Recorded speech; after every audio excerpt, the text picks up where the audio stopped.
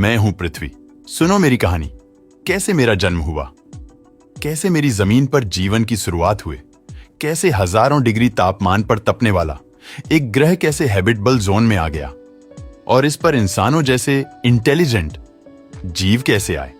मैं आज अपने जन्म से लेकर मुझ पर जन्मे पहले जीव से लेकर आज के हालात तक की पूरी यात्रा करवाऊंगी। तो अपनी कुर्सी की पेटी बांध लें और चलते हैं मेरी कहानी की। और हमारे ब्रह्मांड में ज्यादातर तारों का जन्म धूल और गैस के बड़े ही विशाल बादलों से हुआ, जिसे वैज्ञानिक नेबुला कहते हैं।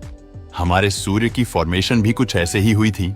आज से करीब 4.6 अरब साल पहले हमारे सूर्य की जगह एक बहुत बड़ा सा बादल हुआ करता था, जिसके अंदर धूल और गैस भरी हुई थी। इस बादल का एक बहुत बड़ा हिस्सा हाइड्रोजन और हीलियम जैसी गैस से बना था। उस समय इस बादल के आसपास एक तारा भी मौजूद हुआ करता था, जो अपनी जिंदगी के अंतिम पड़ाव पर था। और उस तारे में सुपरनोवा विस्फोट हुआ और उस धमाके से निकलने वाली शॉक वेव्स हमारे पूरे सोलर सिस्टम में फैल गई, यानी कि जो उस समय नेबुला था उसमें फैल गई, जिसकी वजह से बादल के अंदर मौजूद धूल के कारण दबाव की वजह से एक जगह पर एकत्रित होने लगे। इस विशाल बादल के केंद्र में अब एक चीज सिमटने लगी थी और केंद्र की डेंसिटी बढ़ने लगी थी। हर कोई केंद्र की ओर भागा जा रहा था। फिर इस गैस और मैटर्स से मिलकर इस मलबे के केंद्र में एक तारे ने जन्म लिया, यानी कि सूर्य जन्म ले रहा था। और यह वही सूर्य है जिसे आप आज देखते हैं, और इसे ही जीवन का स्रोत माना जाता है।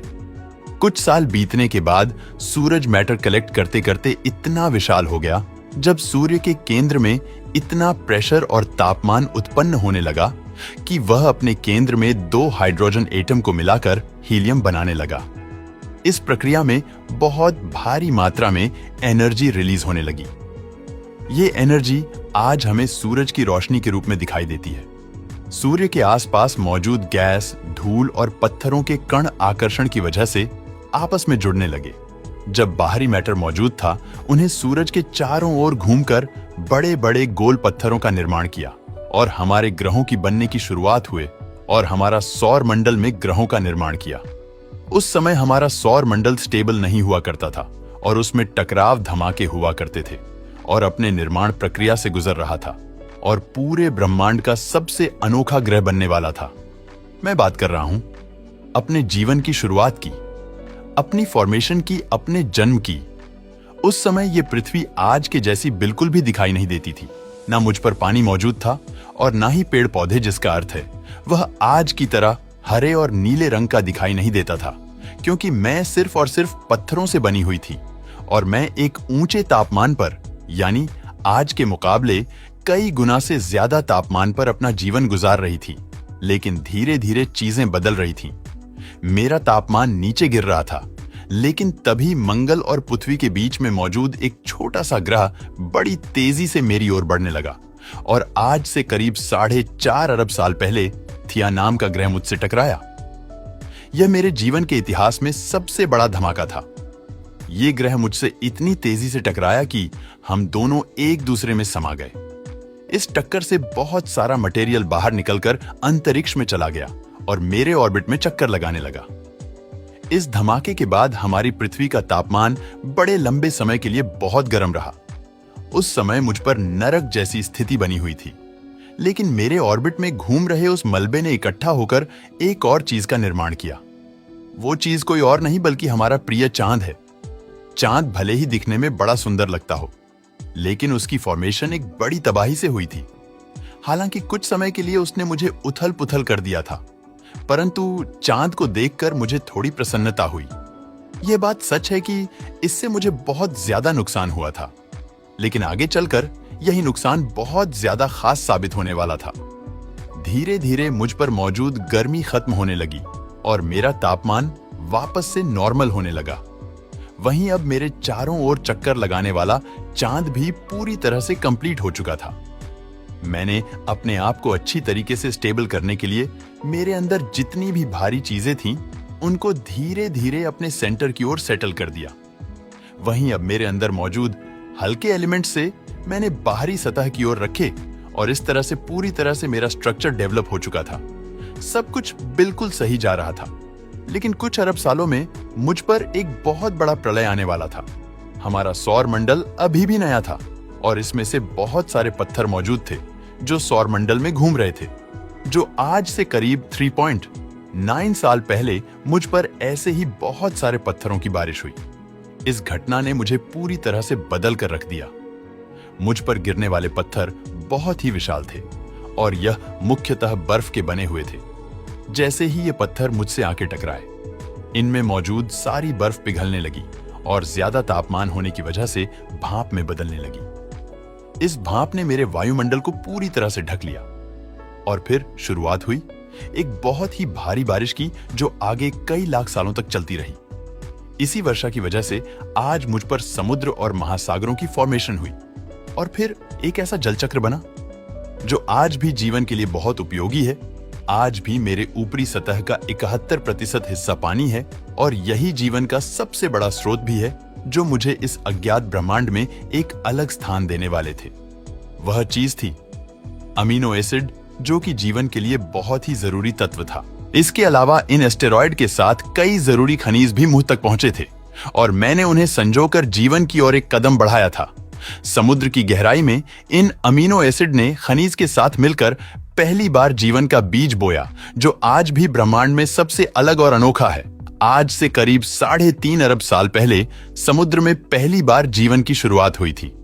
ये आज मिलने वाले जीव जंतुओं से पूरी तरीके से अलग था। ये बैक्टीरिया के फॉर्म में था, लेकिन इनकी संख्या धीरे धीरे समुद्र की गहराई में बढ़ती जा रही थी। जल की वजह से मेरा तापमान धीरे धीरे कम हो रहा था, लेकिन ऊपर से मैं पूरी ठंडी होने की वजह से अंदर की गर्मी बहुत ज्यादा बढ़ गई थी। इसी वजह से मेरी सतह के अंदर बहुत बड़े ज्वालामुखी निकलने लगे। इन ज्वालामुखी की वजह से मेरी सतह का निर्माण होने लगा, यानी कि जमीन बनने लगे। आज से करीब 3 अरब साल पहले धीरे धीरे मेरा वातावरण स्थिर होने लगा था। लाखों साल गुजरने के बाद समुद्र के अंदर जन्मे जीव धीरे धीरे विकसित होने लगे थे। अब यह समुद्री जीव धीरे धीरे ग्रुप बनाकर रहने लगे, लेकिन इस वक्त तक भी हमारी पर एक ही चीज की कमी थी और वो थी ऑक्सीजन। लेकिन करीब 2 अरब साल पहली बार ऐसे जीवों का जन्म हुआ जिंदा रहने के लिए पानी के अंदर मौजूद खनिज और सूर्य की रोशनी ले रहे थे, लेकिन वह जीव माल त्याग के रूप में ऑक्सीजन बाहर फेंक रहे थे। धीरे धीरे ही माइक्रोबैक्टीरिया मेरे वातावरण में बहुत बड़ी मात्रा में ऑक्सीजन को छोड़ने लगे। यह प्रक्रिया लाखों करोड़ों साल तक ऐसे ही चलती रही, जिसके परिणाम से मेरे वातावरण में बड़ी मात्रा में ऑक्सीजन आ गई। लेकिन अब समय बीतने के साथ साथ मेरे अंदर हलन चलन होने लगी। टेक्टोनिक प्लेट्स में दरार आने की वजह से मेरे अंदर मौजूद लावा कई सालों तक जमीन पर उबलता रहा, जिसके परिणाम मेरे वातावरण में कार्बन डाइऑक्साइड की मात्रा बढ़ गई, जिसकी वजह से एसिड की बरसात शुरू हो गई और इसी वजह से मेरे वातावरण में मौजूद ज्यादातर कार्बन डाइऑक्साइड जमीन पर जम गया और वायुमंडल में कार्बन डाइऑक्साइड की कमी हो गई। इसका नतीजा ये हुआ कि तापमान तेजी से घटने लगा और तापमान इतना ज्यादा घट गया कि मेरे ऊपर मौजूद पानी बर्फ के रूप में बदल गया। मुझ पर पहली बार भयंकर आइस आया, यानी कि सफेद बर्फ ने पूरी तरह से मुझे अपने अंदर समा लिया था, जैसे कोई सफेद चादर ओढ़कर बैठा हो। इसी कारण मैं लाखों सालों तक इसी हालात में इसी बर्फ के नीचे ढकी रही और मेरे अंदर से गर्मी और ज्वालामुखी के रूप में बाहर आने लगी। इन ज्वालामुखी मुझ पर मौजूद बर्फ को पिघला दिया, जिसकी वजह से धीरे धीरे फिर से मेरा वातावरण सामान्य होने लगा। लेकिन वहीं दूसरी ओर इस समय तक समुद्र की गहराई में मौजूद सूक्ष्म जीव पूरी तरह से बदल चुके थे और अभी ऑक्सीजन को अपने शरीर को बड़ा और जटिल करने में इस्तेमाल करने लग गए थे। समुद्र के अंदर एक नई दुनिया पनप चुकी थी। पानी के अंदर अलग प्रकार के समुद्री पौधे भी उगने लगे थे। ऑक्सीजन के इस्तेमाल से वह एक कोशी के जीव अब कई प्रकार के जीव में बदल चुके थे। इनमें एक ऐसा जीव भी था, इसका नाम पिकाया था। इस जीव ने अपने शरीर के अंदर कुछ अजीब ही विकसित कर लिया था और वह थी रीढ़ की हड्डी। वही रीढ़ की हड्डी जिसके बलबूते आज हम जिंदा है।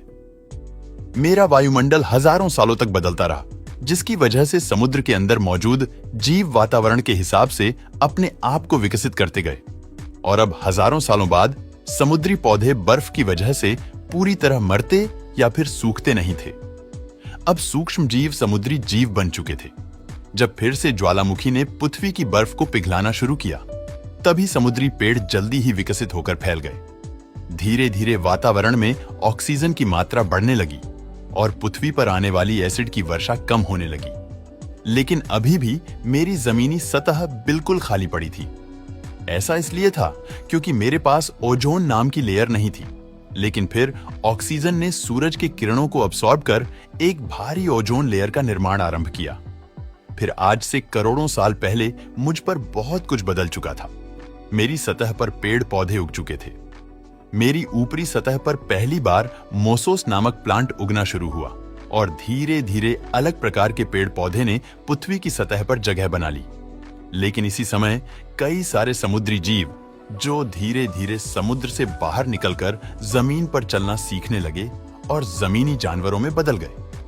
एक समय ऐसा आया जब इन्हीं में से एक कॉम्प्लेक्स जीव ने समुद्र से बाहर निकलकर जमीन पर कदम रखा और वहां पर जीना सीख लिया। करोड़ों सालों के विकास के बाद यह जानवर पूरी तरह से जमीन पर रहने के लायक बन चुके थे।